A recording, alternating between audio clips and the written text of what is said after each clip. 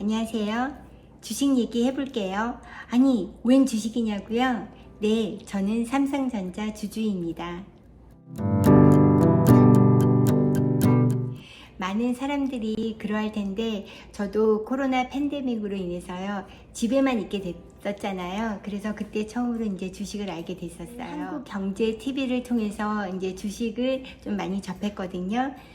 또 많은 사람들이 그러할 텐데 저 또한 처음에 삼성전자 주식을 산 이유는 삼성이 망하면 우리나라가 망한다 뭐 이런 얘기 많았잖아요. 그래서 삼성전자를 사게 됐어요.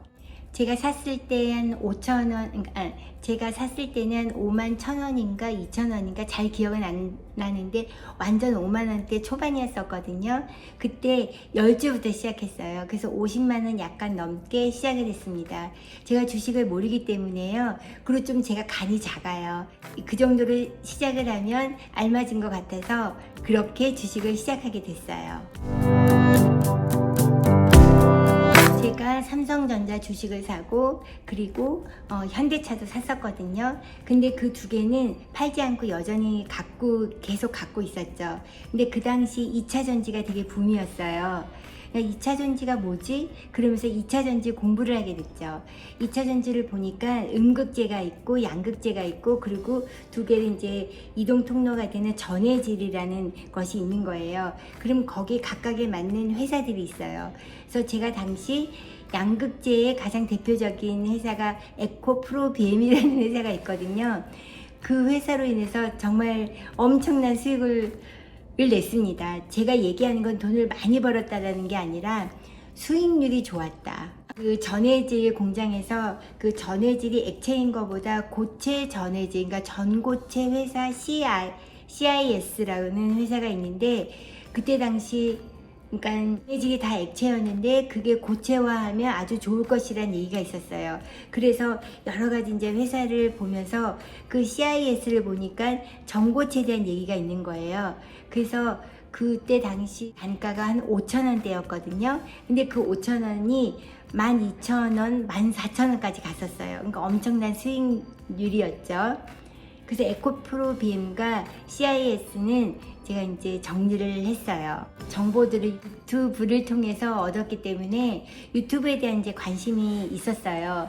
그러면 어떠한 앱을 사용하나 보니까 키네마스터라는 앱이 있더라고요. 제가 지금 사용하는 것도 키네마스터라는 앱을 사용하고 있거든요. 그래서 키네마스터에 대해서 잘은 모르지만 그냥 일단 한번 사봤어요. 그런데 그 키네마스터 사고 나서 얼마 뒤에 그것이 상한가로 오른 거예요. 상한가라고 한다면 하루에 한 20 몇 퍼센트씩 20 몇 퍼센트가 확 이렇게 오른 거예요. 오디션 프로그램을 보면 그 심사위원들 중에 뭐 박진영 뭐 누구누구 하면서 이렇게 나오잖아요. 그러니까 박진영 씨가 정말 이렇게 사람을 이렇게 잘 보고 되게 좀 바른다는 느낌. 그러니까 그런 걸로 해서 박진영 씨를 제가 참 좋게 봤어요. 근데 그분이 하는 그러니까 JYP 이런 마인드를 갖고 하는 사람이면 충분히 성공할 거야. 이런 JYP 주식도 사봤었죠. 그게 한 2만 원대인가? 그러니까 되게 저렴했었고 지금에 생각하면 엄청 저렴한 건데 그때 사가지고 5만 원대, 그러니까 100% 이상의 수익률을 내고서 이제 팔았는데 나중에는 막 10만 원대인가? 그때 그 정도까지 간 적이 있었어요. 그리고 아까 2차전지 얘기를 했었는데 그때 당시 우리나라 2차전지 3대 기업이 삼성 SDI 그리고 LG화학 그리고 SK이노베이션 그거를 돌아가면서 한 번씩 다 샀었죠. 근데 다 수익률이 좋았었어요. 나중에 LG화학이 이제 분할을 해서 그 LG 엔솔로 이제 됐었거든요. 그러니까 LG 에너지 솔루션 그 줄여서 LG 엔솔이라고 하는데 그때 이제 공모주 청약에서 제가 두 주를 사가지고 60만 원을 벌었었어요. 그 두 주 이상 살 수가 없었거든요. 지금 계속 신고가를 갱신하는데 그러기 전에 제가 어떤 주식을 샀었냐면 그 네이버 있잖아요. 네이버 우리나라의 사람들이 기본적으로 네이버 검색을 하고 그리고 네이버 페이도 하고 또 네이버에서 쇼핑도 하고 그러니까 여러 가지 뉴스를 접했을 때 네이버가 이렇게 원활히 잘 돌아가는 기업인데 주가가 되게 많이 빠져 있더라고요. 그래서 제가 네이버 주식을 사고요. 그리고 또 우리나라 사람들이 그 오락 되게 좋아하잖아요. 오락, 그러니까 게임 회사로 제일 유명한 NC 소프트가 있는데 저는 이제 100만 원까지 갔었거든요. 근데 그 주식이 어마무지하게 떨어져 있더라고요. 그래서 애가 반도체를 이제 만들 때 전공정 있고 후공정이 있는데 후공정이 이제 그 웨이퍼가 이렇게 있으면 그걸 이렇게 잘라내서 이제 칩으로 만들고 또 그것을 포장하는 그런 패키지 작업하는 그런 회사 중에 네페스라는 회사가 있어요. 근데 그 네페스 회사가 제가 예전에 막 주식 볼 때 4만 원대였는데요. 몇천 원대더라고요. 그래서 이게 어떻게 된 거지? 근데 그 회사를 보니까요. 회사가 문제가 있는 것은 아니더라고요. 그래서 그거를 제가 또 좀 몇 주 담아 보니까 지금 수익률이 엄청 난 거예요. 제가 다시 한번 말씀드리겠지만 수익률하고요. 얼마를 벌었느냐하고는 별개 문제입니다. 1주를 사던 100주를 사던 1000주를 사던 수익률은 돈을 얼마나 벌었냐고는 조금 별개 문제예요. 그러니까 제가 삼성전자를 꾸준하게 이제 몇 년간 보유를 했었잖아요. 삼성전자를 보유하면서 아, 주식이 이런 거구나, 이런 거를 느낀 것이 많아요. 삼성전자가 9만 원까지 찍고 쭉 또 막 떨어지더라고요. 근데 떨어지면서 아, 떨어질 때 주식은 더 사는 거래 이러면서 제가 7만 원대도 사봤고요. 6만 원대도 사보고 그러다가 10주부터 시작한 것이 이제 몇 100주가 된 거죠. 그런데요. 그러다가 이제 마이너스가 되는 거예요.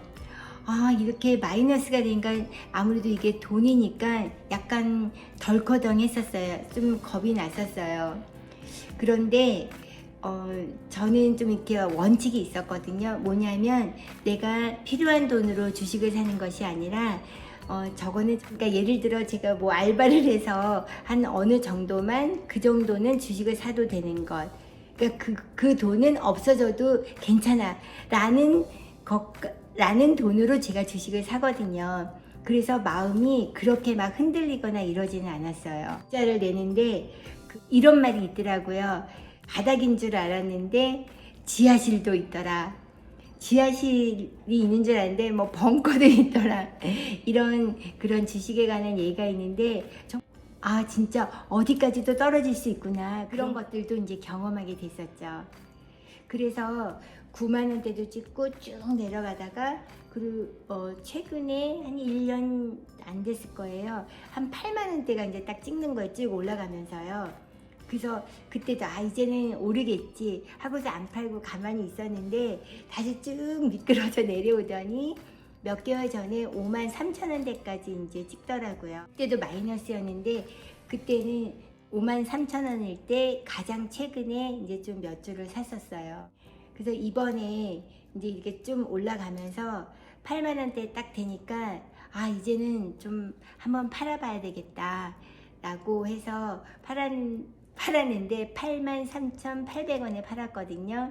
근데 이상하게 기분이 좋지가 않아요. 삼성전자가 더 오르던 아니면 또 다시 내리던 이게 아니라 계속 보유하고 그러니까 제가 사랑하는 삼성전자 주식이 이제 좀 없어졌다고 생각하니까 마음이 그렇게 좋지는 않더라고요. 그런데요, 주식 격언에 이런 게 있어요. 주식과 사랑에 빠지지 말라. 그러니까 냉정한 사고를 가지고 팔 때는 또 과감하게 팔고 그리고 또 주식이 좀 본질이 손상되지 않고 주위 여건이나 또 다른 여건에 의해서 그게 떨어질 때는 또 다시 이제 사라 이제 이런 거였죠. 네, 저는 앞으로도 주식을 계속 하고 싶어요. 이번에 판 금액으로 제가 남편한테 얘기했거든요. 이거를 그냥 갖고 있어서 그렇잖아요. 모든 것이 영원한 건 없잖아요. 계속 하락하는 것이 없듯이 또 계속 또 상승은 없단 말이에요. 주식이 오르락 내리락 오르락 내리락. 그러니까 그거를 잘 견뎌야 되는 거죠. 근데 역시 주식은요, 쌀 때 사고 비쌀 때 팔아야 되겠더라고요.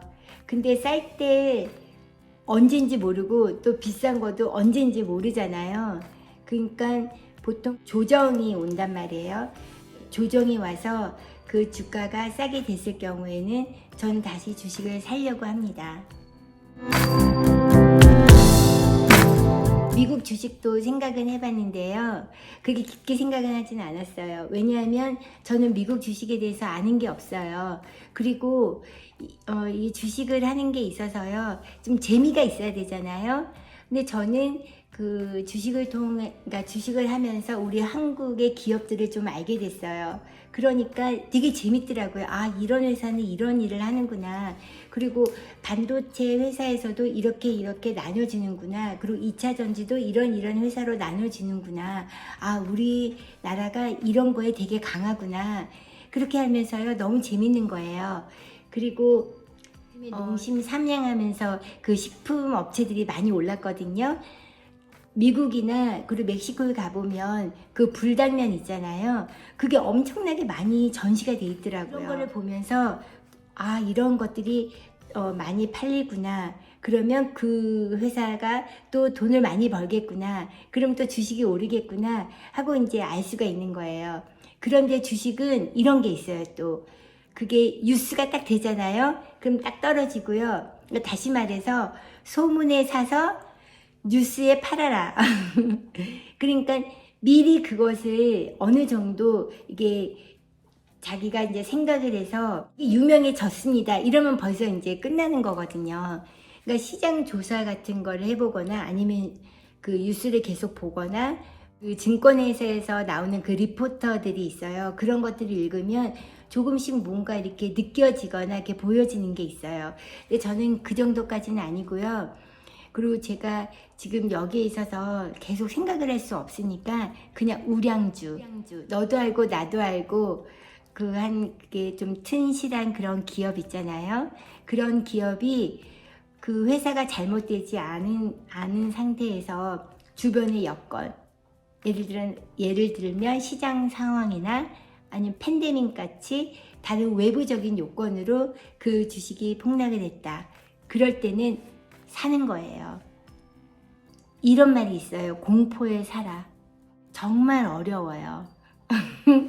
그러니까 돈 버는 게 쉽지가 않더라고요. 그리고 다시 말씀드리지만 저는 재미가 있어요. 여기서 그런 거를 하게 되면 아무래도 한국의 그런 소식도 더 접할 수 있고 해서 두루두루 참 좋은 것 같습니다. 여러분은 주식에 대해서 어떻게 생각하세요? 오늘도 시청해 주셔서 정말 감사합니다. 다음에 또 봬요.